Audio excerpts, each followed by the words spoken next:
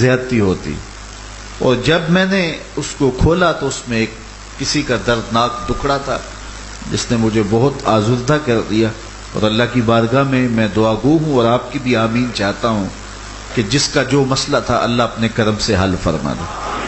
تو جب تک جو پیغام جو میسج آپ کے نام ہو اس کو آپ پڑھے نہیں گے تو آپ آراستہ کر کے رکھ دیں گے تو اس کا تقاضا پورا نہیں ہوتا۔ تو کتاب اللہ ہمارے آقا و مولا کا ہمارے نام پیغام ہے، اور حضرت مصعب بن عمیر رضی اللہ تعالیٰ عنہ کو حضور نے مدینہ المنورہ اپنی آمد سے مدینہ جانے سے پہلے بھیج دیا، اور ان کو یہ کہا کہ وہاں کے لوگوں کو جا کے قرآن سکھاؤ، اور حضرت مصعب بن عمیر رضی اللہ تعالیٰ عنہ نے جا کے لوگوں کو قرآن سکھایا، اور بنو اشہل اور دیگر قبائل نے اسلام قبول کیا۔ اور پھر جب حضور علیہ السلام تشریف لے گئے مدینہ النبی میں تو 500 لوگ اسلحے پہن کے اور عقیدتوں اور محبتوں کے رنگ میں ڈھل کر کے طلع البدر علینا کے نغمے پڑھ رہے تھے۔ ام المومنین سیدہ عائشہ رضی اللہ تعالیٰ عنہ فرماتی ہیں باقی شہر تو تلوار سے فتح ہوئے ہیں، مدینہ قرآن سے فتح ہوا ہے۔ تو یہ فتوحات ہیں کتاب اللہ کی کہ جب یہ دلوں میں اترتا ہے تو دلوں کے رنگ بدل دیتا ہے، اور خوش نصیب ہیں وہ لوگ جن کا تعلق اس پاکیزہ کتاب سے ہو جاتا ہے۔ یہ کتاب قوموں کو اٹھان دیتی ہے، قبر کا چراغ ہے، باطن کی روشنی ہے، روزانہ کی بنیاد پہ اس کی تلاوت یہ بہت بڑی سعادت مندی ہے۔ بلکہ میرے حضور نے یہاں تک فرمایا کہ جو شخص قرآن پڑھتا ہے اس کے لہجے میں لکنت کی وجہ سے یا عجمی ہونے کی وجہ سے اس کو جو ہے وہ فصاحت نہیں زبان میں، اور وہ اٹکتا ہے، یا تاتا ہو وہ اٹکتا ہے اور اس کا لہجہ ٹوٹتا ہے، تو میرے حضور نے فرمایا اللہ اس کو دوہرا ثواب عطا کرتا ہے، ایک قرآن پڑھنے کا ثواب اور ایک اس کو اٹکنے سے جو تکلیف ہوتی ہے، تو فرمایا اللہ اس کا بھی اس کو ثواب عطا کرتا ہے۔ اور فرمایا یہ وہ پاکیزہ کتاب ہے کہ اگر تمہارا رب سے باتیں کرنے کو جی چاہے تو قرآن کھول کے بیٹھ جاؤ، یہ رب سے ہم کلام ہونا ہے، یہ اپنے رب سے گفتگو کرنی ہے۔ اور مجھے پہلی مرتبہ جب یہ حدیث پڑھی تھی تو دیر تک اس کی رکت میرے بدن پہ طاری رہی، اور وہ یہ کہ میرے حضور نے فرمایا کہ قرآن اللہ کی وہ لٹکتی ہوئی رسی ہے جس کا ایک سرا تمہارے ہاتھ میں ہے، دوسرا سرا تمہارے رب کے ہاتھ میں، اس کے دستے قدرت میں ہے۔ تو مجھے بتائیے کہ یہ تصور کہ یہ قرآن جو ہم پڑھ رہے ہیں یہ اللہ کی رسی ہے، اور اس کو پڑھنے سے ہمارا ربط قائم ہوتا ہے کہ ایک سرا ہمارے ہاتھ میں ہے تو دوسرا سرا اس رسی کا جو لٹکتی ہوئی رسی، اس کا دوسرا سرا اللہ کے دستے قدرت میں ہے۔ تو پھر ایک عجیب کیف پیدا ہوتا ہے کہ بجلی کونتی ہے باطن میں کہ یہ وہ کتاب ہے، اللہ اکبر، یہ رب کا انہو لقول رسول کریم، عزت والے کاسد کا، فرشتے کا، جبریل امین کا پڑھا ہوا کلام جو حضور کے سامنے انہوں نے آ کے پڑھا۔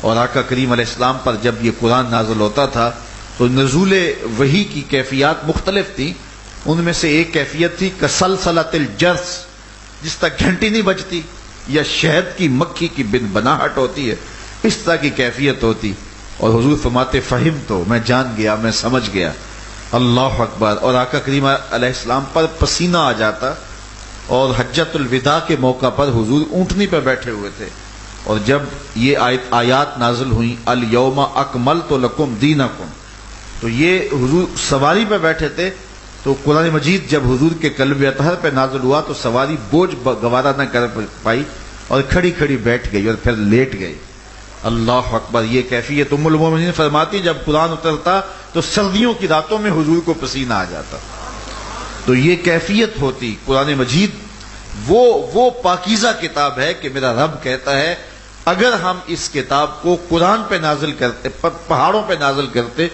تو وہ خشیت الہی سے ریزہ ریزہ ہو جاتا ہے۔ تو یہ ہمارے لیے آسان کیوں ہوا؟ اس لیے کہ حضور کے سینے سے چھن کے آیا ہے، اس لیے اب ہمارے لیے آسانی ہوگی، ورنہ اس کو کوئی گوارا نہ کر پاتا۔ تو اس کتاب کے ساتھ وابستگی، اس کتاب کے ساتھ دل بستگی، تعلق خاطر یہ تو ترجمہ اور مختصر تشریح کے ساتھ آپ لوگوں نے پڑھا. اگر اس کو ناظرہ بھی پڑھ لیا جائے تو اس کی برکتیں پھر بھی بہت ساری ہیں. علامہ اقبال علیہ رحمہ نے اپنے ایک دوست کو خط لکھا، اگر قرآن مجید مفاہیم و مطالب کے ساتھ پڑھنا نہیں بھی آتا تو ناظرہ تلاوت بھی معمول رکھیے گا. خالی ناظرہ پڑھنے والے کے قلب کا تعلق رسول اللہ کے قلب سے جڑ جاتا ہے. چونکہ یہ حضور کی زبان پہ نازل نہیں ہوا قرآن، یہ بات ذہن میں رکھے. قرآن حضور کی زبان پہ نازل نہیں ہوا، یہ حضور کے دل پہ نازل ہوا ہے. اور آقا کریم علیہ الصلوۃ والسلام کے دل پہ نازل ہوا، اور جب دل پہ اترتا تو حضور پھر جلدی جلدی اپنی زبان پہ لانا چاہتے کہ جلدی جلدی لوگوں تک پہنچ جائے.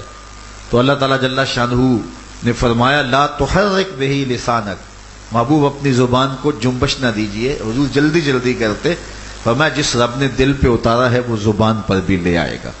لیکن حضور کی لالچ یہ تھی کہ اتنی قیمتی باتیں ہیں اور یہ نسخہ شفا ہے، جلد جلد میری امت تک پہنچ جائے. تو یہ قرآن روشنی ہے، یہ قرآن اجالا ہے. حضرت داتا گنج بخش علی حجویری علیہ رحمہ نے کشف الماجوب میں لکھا ہے، اگر کسی کو پیر کامل نہ ملتا ہو تو وہ پریشان نہ ہو، قرآن اس کا پیر ہے، قرآن اس کا ہادی ہے، قرآن اس کا رہنما ہے. تو پیر ملے گا تو وہ پھر قرآن سے مزید جوڑ دے گا. لیکن یہ قرآن نصاب ہے ہماری زندگی کا.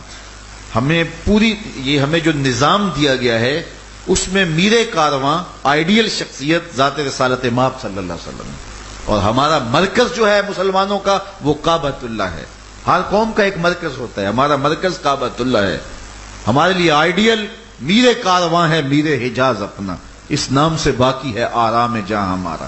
تو حضور علیہ السلام کی ذات جو ہے وہ مرکزی شخصیت ہے. اور نصاب کیا ہے اسلام کا؟ کتاب اللہ قرآن. تو یہ اسلام کی بنیاد ہے، اور اس کتاب سے جڑنے والا کبھی بھی محروم نہیں رہتا. اور اس کتاب سے وابستگی دارین کی سعادتیں ہیں، اور حرف حرف پہ 10 نیکیاں ہیں. اور میرے حضور نے فرمایا الف لام میم، یہ ایک حرف نہیں بلکہ الف الگ حرف ہے، لام الگ حرف ہے، میم الگ حرف ہے. تو اگر کوئی الف لام میم پڑھتا ہے تو اس کو 30 نیکیاں نصیب ہوتی ہیں. اور پھر اس کو مفاہیم و مطالب کے ساتھ پڑھنے والے، اللہ تعالیٰ نے قرآن مجید میں فرمایا، جو آیت میں نے آپ کے سامنے تلاوت کی ہے، وَلَقَدْ يَسَّرْنَا الْقُرْآنَ لِلذِّكْرِ، ہم نے قرآن کو نصیحت کے لیے آسان کر دیا. فَهَلْ مِن مُدَّكِرٍ، کوئی ہے جو اس سے نصیحت حاصل کرے. تو اس کتاب کے ساتھ ہمیں جڑنے کی تلقین کی، اس کے ساتھ ہمیں وابستہ رہنے کی تلقین کی. تو خوش نصیب ہیں وہ لوگ جو اس کتاب کے ساتھ جڑ جاتے ہیں، اور وہ دھرتی، وہ مقام، وہ جگہیں فیروز بخت ہیں کہ جہاں قرآن مجید کی تلاوت ہوتی ہے. گھروں کو قبرستان نہ بناؤ، گھروں میں نوافل ادا کرو، اور قرآن مجید کی تلاوت سے اپنے گھروں کو آباد کرو. اگر گھر میں روزانہ کی بنیاد پہ قرآن مجید کی تلاوت کا معمول بن جائے تو پھر کوئی جن، کوئی بھوت، کوئی آسیب اور کوئی بدروح آپ کو تنگ نہیں کر سکتی. اس لیے کہ جہاں قرآن ہوگا وہاں بدروحیں نہیں ہوں گی، رحمت کے فرشتے ہوں گے. جہاں قرآن کی تلاوت ہوگی وہاں آسیب نہیں ہوگا، وہاں رحمت کی برکھا برسے گی. جہاں قرآن کی تلاوت تسلسل کے ساتھ ہوتی ہوگی وہاں جن نہیں ہوگا، وہاں ٹونے نہیں ہوں گے، وہاں جادو نہیں ہوگا، وہاں سایہ نہیں ہوگا، وہاں رحمت الہی کا سائبان تان دیا جائے گا. حضور علیہ الصلوۃ والسلام کے ایک صحابی قرآن پڑھتے ہیں تو ان کا گھوڑا بندھا ہوا تھا، تو وہ گھوڑا بدک جاتا ہے، تو حضور کی خدمت میں عرض کرتے ہیں. تو حضور علیہ الصلوۃ والسلام نے فرمایا کہ فرشتوں کا نزول ہوتا تھا، اور فرشتوں کو دیکھ کر کے اس کی یہ کیفیت ہوتی تھی. تو جہاں قرآن پڑھا جائے وہاں نزول باراں ہوتا ہے، رحمتوں کی برسات ہوتی ہے. اور پھر اگر یہ جگہ اللہ کا گھر ہو، مسجد ہو، تو پھر تو دوہری برکت ہو جائے گی نا، کہ ایک مسجد کی اپنی برکات ہیں، اور پھر وہاں قرآن کلاسز اگر ہوں تو. وہ میاں صاحب نے کہا تھا نا کہ دودھ اندر جے کھانڈ رلائیے تے مزہ ہو جاوے دونا، کہ دودھ خود بھی میٹھا ہوتا ہے، اس کے اندر اگر چینی بھی شامل کر لی جائے. تو مسجد میں آپ نماز پڑھنے کے لیے آئے، سحر دم اٹھ کے آئے، یہ کتنی خوش نصیبی ہے کہ آپ صبح کو اپنے دن کا آغاز سجدوں سے کر رہے ہیں، اور پھر جب آپ نماز پڑھ کے فارغ ہوئے تو پھر قرآن بھی کھل گئے. یار اس کی تشریح، اس کی توضیح، اس سے حاصل ہونے والا علم، یہ تو بہت بڑی دولت ہے۔ ذرا منظر تو دیکھو کہ جو ہے وہ نماز پڑھی گئی اور سارے لوگ قرآن کھول کے بیٹھ گئے، پھر فرشتے اس منظر کو دیکھتے ہوں گے کہ یہ کیسا پاکیزہ اور بابرکت اللہ کا گھر ہے جہاں کتاب اللہ کی تلاوت معمول زندگی ہے۔ تو اس معمول کا تسلسل رکھیے گا اور فہم دین حاصل کرنے کے لیے اپنے آپ کا اپنا وقت کیجیے گا۔ وقت گزر جاتا ہے، سو کے بھی صبح گزر جاتا ہے اور بھی دیگر کاموں میں بسر ہو جاتا ہے، لیکن خوش نصیب وہ گھڑیاں ہیں کہ جو یاد الہی میں بسر ہوں۔ تو مجھے انہوں نے بتایا کہ ہم جو ہے وہ 53 روزہ انشاءاللہ فہم عقائد و اعمال کورس بھی یہاں شروع کر رہے ہیں روزانہ فجر کی نماز کے بعد، چونکہ فجر کے وقت اٹھنا اور فجر کے وقت جو ہے وہ بیٹھنا اور اپنے دن کا آغاز کرنا یہ خوش آئند ہے، اور بلکہ حضور نے اپنی امت کے صبح کے وقت کی برکت کی دعا فرمائی ہے۔ تو وہ کام جو صبح کے وقت کیے جاتے ہیں اس میں بہت ساری برکات ہوتی ہیں۔ کسی زمانے میں ہماری مسجدوں کے اندر، ہر مسجد کے اندر درس قرآن ہوا کرتا تھا۔ میرے والد گرامی رحمۃ اللہ تعالی علیہ نے جو ہے وہ 2 مرتبہ قرآن مجید کی تکمیل درس قرآن میں کی ہے۔ روزانہ اس زمانے میں لوگوں کے پاس ٹائم بھی ہوتا تھا، 1.25 گھنٹہ روز درس قرآن دیا کرتے تھے، تو 18 سال کے اندر قرآن مجید کی تکمیل کی۔ پھر اس کے بعد دوسری مرتبہ شروع کیا، پھر 18 سال لگے، تو 36 سال کے بعد پھر تیسری مرتبہ شروع نہیں کیا۔ پھر فرماتے تھے اب صحت نہیں ہے اور زندگی بھی اتنی نہیں ہے تو مکمل نہیں کر پاؤں گا، پھر قرآن مجید کی چیدہ آیات سے درس دیا کرتے تھے۔ تو روزانہ 1.25 گھنٹہ لوگ بیٹھتے تھے اور ہجوم ہوتا تھا، لوگ باہر تک بیٹھے ہوئے ہوتے تھے، کیا چل رہا ہے جی؟ درس قرآن چل رہا ہے۔ اور لوگ رات کو انتظار کرتے ہوتے تھے، لوگوں کے گھروں کے اندر مہمان آتے تھے تو وہ کہتے تھے جلدی صبح چڑھے اور ہم حضرت کا درس سننے کے لیے جائیں۔ اور عجیب، وہ لاؤڈ سپیکر کا زمانہ بھی نہیں تھا، ہوتے بھی تھے تو اس طرح کے نہیں ہوتے تھے، تو سادہ سا انداز ہوتا تھا اور دور تک لوگ بیٹھتے تھے۔ تو کیسا وہ زمانہ تھا، پھر لوگوں کی زندگیوں میں حسن تھا، تقویٰ تھا، نیکیاں تھیں، اچھائیاں تھیں۔ اور آج جو ہے وہ ہم نے ان چیزوں کو چھوڑ دیا تو آج ہم برباد ہو گئے، تباہ ہو گئے۔ اور اس وقت یہ جادو ٹونے بھی نہیں ہوا کرتے تھے جتنے آج کل ہر بندے کو تعویذ پڑے ہوئے ہیں، ہر بندے کو کوئی جادو ہوا ہے، کوئی آسیب کا شکار ہے، کسی کو کسی نے تعویذ ڈال دیے ہیں، اور کسی کو کوئی کسی کو کچھ مرض لاحق ہو گیا ہے۔